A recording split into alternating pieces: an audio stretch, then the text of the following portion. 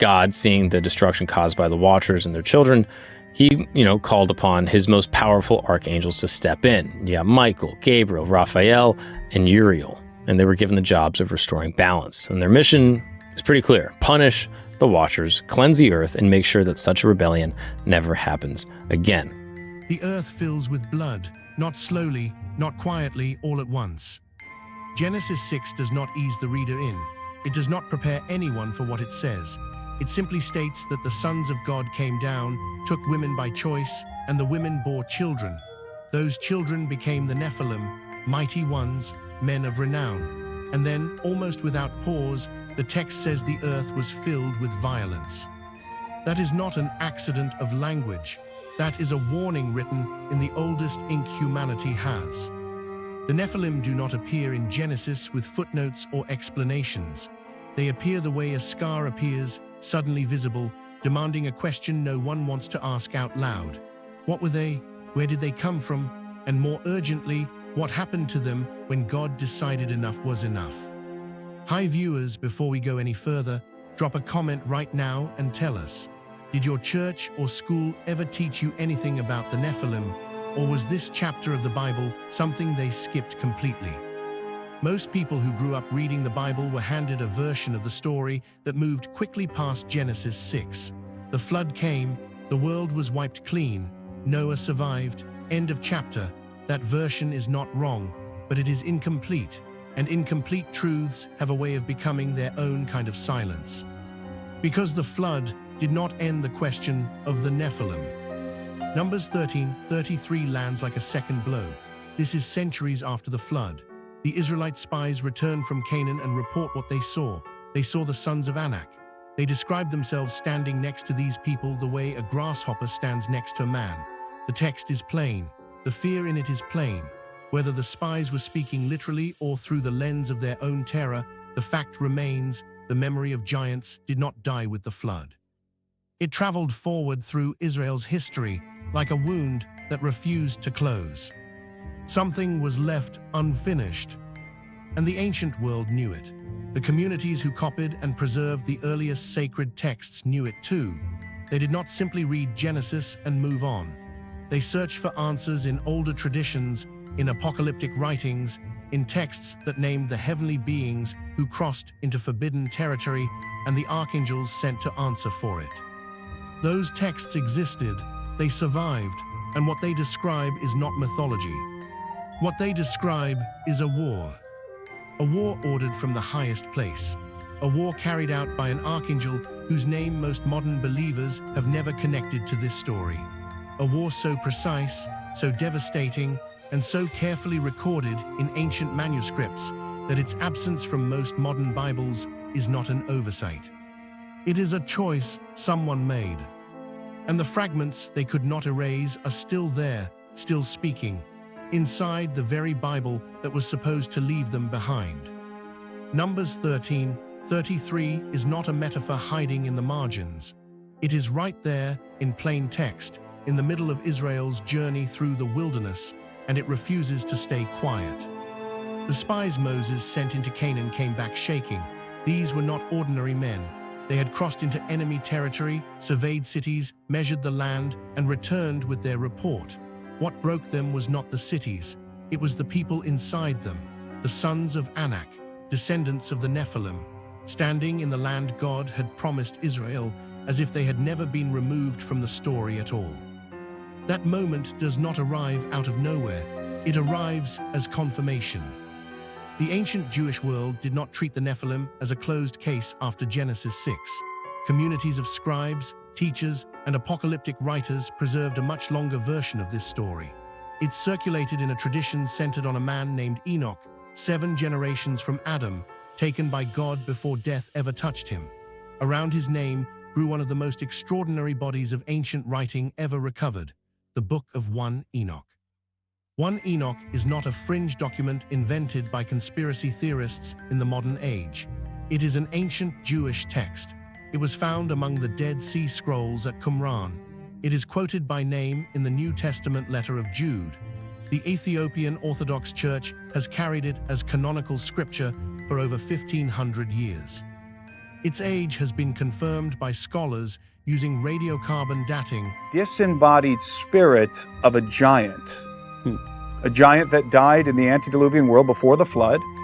Their spirit, as this is in the book of Enoch, by the way, it derives from the book of Enoch, that their spirit, this is judgment. God judges them that because they're neither holy of their fathers, they're angelic. On the Qumran fragments, placing those copies somewhere between the 3rd century BCE and the 1st century CE. This text did not surface last year. It was old when Rome was young. And what 1 Enoch preserves is the account that Genesis left compressed into 4 verses. The names of the watchers, the heavenly beings who descended, the mountain where they made their oath, the knowledge they gave to humanity, weapons, sorcery, the arts of war, the cosmetics that altered appearance, and the potions that altered minds, the children they fathered, the violence that followed. All of it documented. All of it sourced in a tradition that ancient Jewish communities treated with serious reverence, not as fiction, but as spiritual history. This is not the invention of a YouTube channel. This is the record that was preserved when other records were being quietly set aside. And the most striking thing about these ancient communities, the ones copying 1 Enoch by hand in the caves of Qumran, is what they believed was coming. They believed the story was not over. They believed the war had a name, and the name belonged to an archangel most people have never been told to fear. In 1947, a Bedouin shepherd threw a stone into a cave near the Dead Sea and heard something shatter. What he found inside changed the entire landscape of biblical archaeology. The Dead Sea Scrolls, discovered across 11 caves at Qumran between 1947 and 1956, became one of the most significant manuscript recoveries in human history. Scholars, archaeologists, and theologians spent decades working through what the ancient Jewish community at Qumran had preserved. Most of the world focused on the biblical scrolls, early copies of Isaiah, Psalms, Deuteronomy. But Cave 4 held something that made certain scholars go very quiet.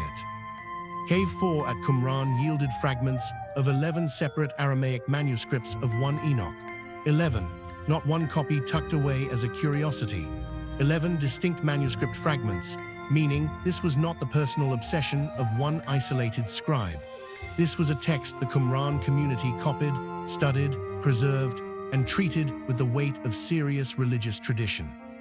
The Biblical Archaeology Society has documented this directly. The fragments represent multiple sections of 1 Enoch, including the Book of Watchers, the section that describes the descent of the heavenly beings, the corrupting knowledge they spread, and the divine judgment that followed. Alongside the Enoch fragments, Qumran Cave 4 also produced manuscripts connected to what scholars call the Book of Giants, a separate but related text that expands on the fate of the Nephilim, the offspring of the Watchers, and the terrifying dreams they experienced as divine judgment approached. The Book of Giants was not simply a retelling of 1 Enoch. It was its own tradition, with its own narrative force, circulating alongside the Enoch material as part of the same ancient religious imagination. Radiocarbon dating of the Qumran fragments places these physical manuscripts between the 3rd century BCE and the 1st century CE. The traditions they record are older still. What this means is concrete and serious. When the New Testament letter of Jude quotes directly from the tradition of Enoch, warning about angels who abandoned their proper place and were bound in chains under darkness, it is not quoting a fairy tale. It is drawing on a body of ancient tradition that entire communities of ancient Jews were actively preserving, copying, and transmitting as religious truth. When 2 Peter 2:4 uses the language of angels who sinned and were cast into chains, the Greek word used there is Tartarus, the deepest possible place of confinement. It is using theological language that comes directly from the same ancient tradition the Qumran community was protecting in those caves. These are not modern guesses. These are textual connections made by ancient writers referencing ancient sources. The evidence is not scattered or weak. It is layered, confirmed, cross-referenced, and old. old enough that what it describes predates most of the institutions that later decided which texts the world would be allowed to read. To back up, I call that the first cause of the angel's sin in this particular case, the Watcher's rebellion. The first cause is lust. How do you explain lust for spiritual beings who don't have bodies? And the text they worked hardest to contain named one archangel above all others, and described his mission with a specificity that leaves no room for comfortable interpretation. The command comes down from above. No debate, no delay, no margin for mercy. 1 Enoch 10:9 records it in plain language. God commands Gabriel not to watch, not to warn, to act. Gabriel is sent directly against the offspring of the Watchers, the Nephilim, with instructions that are methodical and final. The text says Gabriel is to destroy the children of the Watchers from among the sons of men, to send them out against one another in war, to let them fall by their own hands. Read that again. The Nephilim, beings of enormous power, born from the crossing of the heavenly into the physical world, are not simply struck down from above. They are turned against each other. The war comes from inside. Gabriel does not need to fight them directly. He is sent to make them destroy themselves. That is not a battle strategy of a minor messenger. That is the calculated authority of an archangel operating on direct divine commission. Gabriel's name means God is my strength in Hebrew. In the biblical canon, Gabriel appears in Daniel as the angel who interprets visions. He appears in Luke as the one sent to announce the birth of John the Baptist and then the birth of Jesus. In every canonical appearance, Gabriel carries something, a message, a vision, a revelation. But in 1 Enoch 10, Gabriel carries a war. This is the dimension of Gabriel that most Sunday school classes and church homilies never reach. The Gabriel who speaks gently to Mary in Luke 1 is the same Gabriel who, in the Enochic tradition, is sent to dismantle the most dangerous beings the corrupted earth had ever produced. The two are not contradictions. They are the same commission, the will of God carried forward, whether through announcement or through annihilation. The Nephilim fell. The Book of Giants at Qumran contains fragments describing the terror that came over the giant Mahaway, one of the Nephilim figures in that tradition, as he received visions of destruction and brought them to the fallen watcher Shemihazer. The dreams were not vague. They communicated judgment coming, precise, total, inescapable. And when the judgment came, the earth that had been filled with violence was finally silenced. But silence after a war is not the same as peace. Because something about this war was not preserved in the texts most of the world inherited. Someone, at some point in the long chain of canonical decisions, chose what would remain and what would not. And what they chose to bury is the part of the story that explains why the world filled with violence in the first place. Jude 6 does not whisper, it states, angels who did not stay within their own position of authority, who left their proper dwelling, are being kept in eternal chains under gloomy darkness until the judgment of the great day.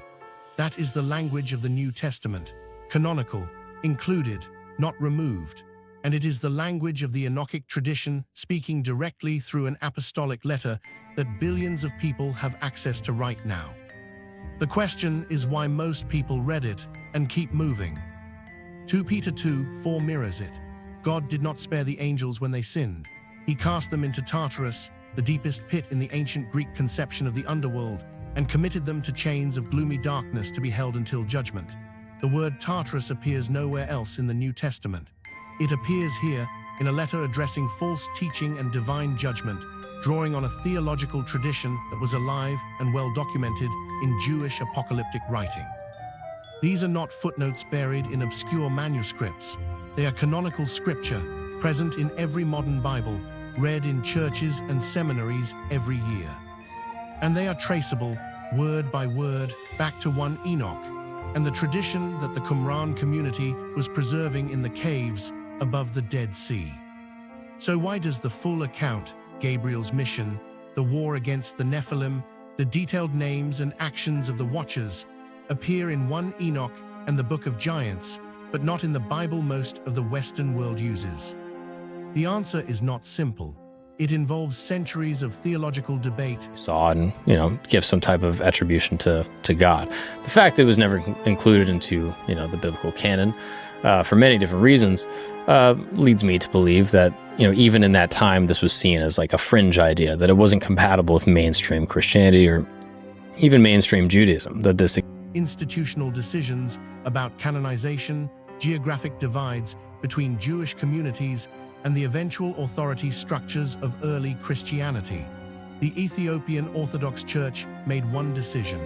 The councils that shaped the Western canon made another. What the Ethiopian Church kept was a complete version of 1 Enoch, all 108 chapters, as part of their authoritative scripture. What the Western canon preserved were echoes, Jude, 2 Peter, the 4 compressed verses of Genesis 6, a passing reference in Numbers 13, shadows of a fire that once burned much larger. This is not a conspiracy invented by modern researchers hungry for views.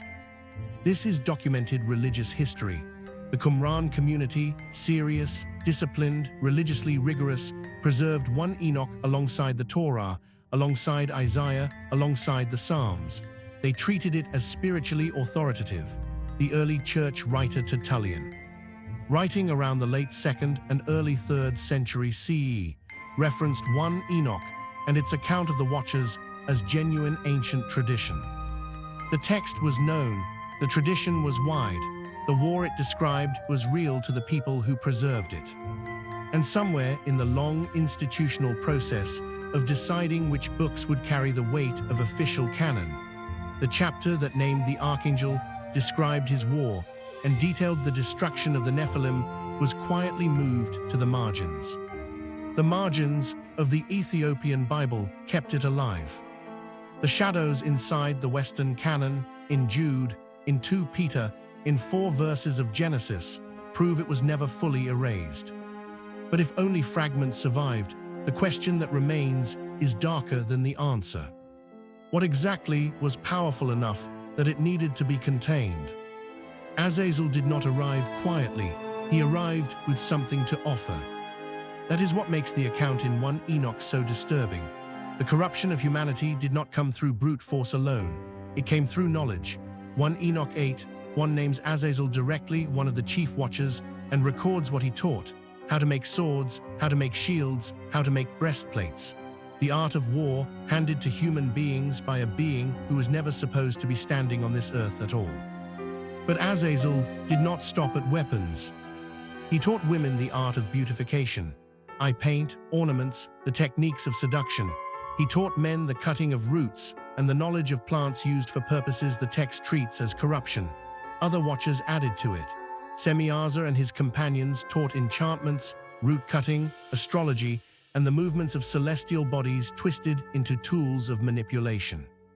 The result was not knowledge that set humanity free.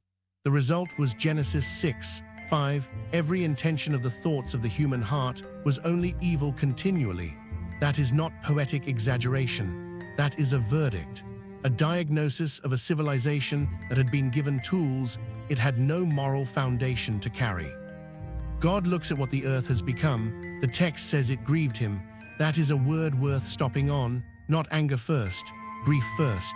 The response to grief that deep, when the one experiencing it holds all authority, is not passive. Genesis 6:7 follows immediately.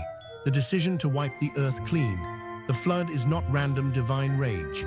In the full context of Genesis 1 Enoch and the traditions preserved at Qumran, it is the direct response to a specific contamination. A contamination that had a name, a source, and an archangel already commissioned to answer for it. The water came, the earth was reset. But Azazel's teaching had already moved through human hands. The knowledge of war, of corruption, of forbidden arts, it had already been learned, repeated, passed forward. The flood removed the Nephilim. It did not remove what they left behind. And what they left behind is the reason the ancient world kept returning to this story, kept copying it, preserving it, warning about it, long after the water had dried. Right now, in 2025, millions of people are searching for this story. Not in seminaries, not in academic journals, in podcast episodes, late-night YouTube sessions, and comment sections where strangers from opposite sides of the world discover they have been asking the same question their entire lives. Why does the Bible hint at something massive and then go quiet? Joe Rogan has hosted multiple conversations about ancient civilization mysteries, bringing in researchers like Graham Hancock and Randall Carlson to discuss the evidence for catastrophic events in deep human prehistory, forgotten knowledge, and civilizations older than the standard academic timeline acknowledges. Those episodes pulled tens of millions of listeners. The audience did not show up because it was entertainment. It showed up because something in those conversations. Biblical history, the Old Testament period ends, 400 BC, let's just use round numbers. Jesus shows up, we'll use round numbers, 1 AD, even though that's really not accurate, but there we go. We got 400 years. And what's going on in between there? The answer is there are a lot of faithful Jewish writers. Matched a hunger that organized religion and mainstream education had not fed. Mel Gibson, in a 2025 conversation on Rogan's platform, discussed his planned sequel to The Passion of the Christ. Reports noted that Gibson described the project as reaching into surreal spiritual territory, the fall of angels, journeys beyond the visible world, dimensions of the story that go far past what most films about faith have ever attempted to show. These are not theological sources, that must be stated clearly. Rogan is not a biblical scholar. Gibson is not an archaeologist. Their conversations are not evidence of the Nephilim, the Watchers, or Gabriel's war. What they are is a cultural signal, a very loud, very public signal, that the questions ancient Jewish communities were preserving at Qumran are the same questions modern human beings cannot stop asking. Why were powerful beings described in the oldest sacred texts? Why does the memory of giants appear in cultures across the ancient world? In Mesopotamia, in Canaan, in the Hebrew Bible, in Greek traditions of the Titans? Why do serious academic institutions, like the Biblical Archaeology Society, confirm the existence and antiquity of 1 Enoch manuscripts, without that knowledge reaching most of the people sitting in churches on Sunday morning? The hunger is real, the questions are legitimate, and the answers are not hidden in a podcast. They are hidden in the same place they have always been, in texts that survived every attempt to push them out of reach. The question is whether most people are ready to sit with what those texts actually say. The Watchers knew exactly what they were crossing. 1 Enoch 6:3 records the moment Semiaza, the leader of the descending Watchers, hesitates. He tells the others that he is afraid he will bear the guilt alone if they lose their nerve, and he is left as the only one who acted. So they make an oath, all of them together, bound by a shared commitment so that no single one can pull back and leave the others exposed. That detail is not minor.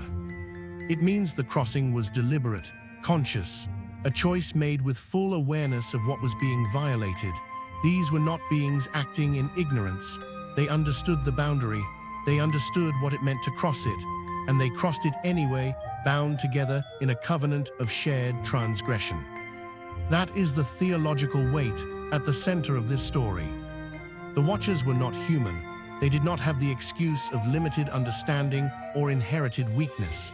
They belonged to the order of heaven. They had access to truth in a way human beings, by the structure of their nature, never fully do, and they used that access to walk in the opposite direction. What followed was not simply physical corruption of the earth. It was a moral unraveling. The boundaries that held creation in order, the lines between heaven and earth, between the spiritual and the physical, between divine knowledge and human capacity, all of it was torn open from the inside. The flood closed the wound physically, but the theological question the Watchers left behind has never fully closed. It is the same question every generation eventually faces. What happens when those entrusted with truth use it to cross boundaries it was never meant to cross? Ancient Jewish tradition did not leave that question floating in the air. It answered it with the story of an archangel, a specific mission, and a war that stripped the Nephilim of everything their fathers had handed them. That war is the heart of this entire documentary, and it is time to face it completely. Everything that has been laid out across this documentary. We have, there might be 100 things in Scripture that are supernatural in terms of their worldview. Well, I like these core things, what I think is core. I like these 10, and the rest of them, I'm going to look for an explanation so that I don't have to read Scripture the way that the original writer would have been thinking. The original writer would have been thinking about all these. Genesis 6, Numbers 13, the Qumran caves, the fragments of 1 Enoch, the Book of Giants, Jude, 2 Peter, all of it points to a single moment.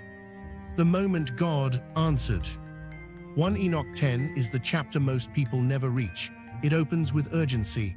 The earth is crying out. The violence, the corruption, the blood shed by the Nephilim, it has reached a level where the text describes it as a cry ascending from the ground itself. The earth is not silent about what has been done to it. And heaven, according to this ancient tradition, is not deaf. 4 archangels are addressed in 1 Enoch 10. Sariel is sent to warn Noah. Raphael is commanded to bind Azazel, to cast him into darkness, into a desert place called Judil, to cover him with rocks and jagged stones, and seal him there until the day of final judgment. Michael is commissioned to deal with Semiaza and the other watchers who join the descent, binding them in the valleys of the earth for 70 generations until judgment. And Gabriel is given the Nephilim. 1 Enoch 10:9 is precise. Gabriel is told to proceed against the offspring of the Watchers, the Nephilim, and to send them out against one another in self-destruction. The commission is not a suggestion. It is a direct order from the highest authority in the Enochic cosmology. Gabriel does not carry a message in this chapter. Gabriel carries the end of an era. The war that followed was not fought the way most people imagine divine judgment working. It did not come from the sky as fire. It came from inside the Nephilim themselves, turned against each other, consuming one another in the same violence they had helped fill the earth with. The weapons Azazel taught humanity to make became the tools the Nephilim used to destroy themselves. That is the architecture of divine justice in this tradition. Not external destruction alone, but the corruption turning inward, consuming its own source. The Book of Giants fragments recovered at Qumran reinforce this. Figures within the giant tradition receive nightmarish visions of what is coming. The giant Mahaway carries a dream to the fallen watcher Shemihaza, a dream of tablets being submerged, of names being wiped away, of a catastrophic end arriving without delay. The message in the dream is not vague. The end is coming. The beings who cross the boundary understand, in their final moments, that the boundary existed for a reason. When the Qumran fragments, the Enochic tradition, Genesis 6, and the New Testament letters of Jude and 2 Peter are laid side by side. They do not contradict each other. They form a single coherent account, transmitted across languages and centuries, preserved in Ethiopia, in Aramaic manuscripts, in the canonical letters of the Apostolic Church. The War of Gabriel was not mythology. It was ancient theology, serious, sourced, and deliberately recorded by communities who believed it was the most important story the world had stopped telling. They were right to preserve it. Because the world it describes, filled with violence, corrupted by forbidden knowledge, ruled by beings who crossed lines that were never meant to be crossed, is not as distant from the present as most people prefer to believe. This story did not survive by accident. It survived because people kept copying it, by hand, in caves, in monasteries in the mountains of Ethiopia, in desert communities where scholars gave their entire lives to preserving texts they believed the world was not ready to lose. The Book of 1 Enoch survived. The Book of Giants survived in fragments. Genesis kept 4 verses that opened a door no flood ever completely closed. Jude quoted a tradition that had circulated for centuries before he wrote. 2 Peter used a Greek word for the deepest place of confinement, Tartarus, to describe what happened to angels who sinned, drawing on the same ancient current that runs through all of it. These texts do not agree by coincidence. They agree because they are transmitting the same account, the descent of the Watchers, the corruption of the earth, the birth of the Nephilim, the forbidden knowledge that spread through human civilization, and the Archangel commissioned to end it. Gabriel's war was the answer to a specific crisis, a crisis that began when beings who understood the boundaries of creation chose to cross them anyway. The consequences ran deep enough that the flood alone was not the complete response. Azazel had to be bound. Semiaza and the Watchers had to be chained in the earth for 70 generations. The Nephilim had to be turned against each other and destroyed from within. All of that is documented. All of it is old. All of it is sourced in texts that archaeology has confirmed that ancient communities treated as spiritually authoritative and that serious scholarship continues to study. The reason most of the modern world does not know this story is not because it is false. It is because the institutions that shaped which texts became canon made choices, geographic, theological, and political, that left this chapter at the edges of what most believers were ever handed. The Ethiopian Orthodox Church kept the full account. The Qumran community died preserving it. The shadows inside the canonical Bible in Genesis, Jude, 2 Peter, Numbers, confirm it never fully disappeared. The war they removed from the Bible was never fully removed. It was buried in fragments, and fragments, it turns out, are harder to silence than complete books. If this documentary made you see a part of scripture and ancient history you had never been shown before, share it with someone who needs to ask these questions. Leave your thoughts in the comments. What you think, what you feel, what this changes for you, that conversation matters. Every comment keeps this research alive and puts it in front of someone else who has been searching for exactly this. Subscribe and turn on notifications. This channel exists to uncover what has been lost, misunderstood, and deliberately set aside, from the Nephilim and the Book of Enoch to biblical archaeology, ancient civilizations, and the deeper mysteries of humanity's spiritual origins. There is more to uncover. The next documentary is already waiting. The fragments are not finished speaking.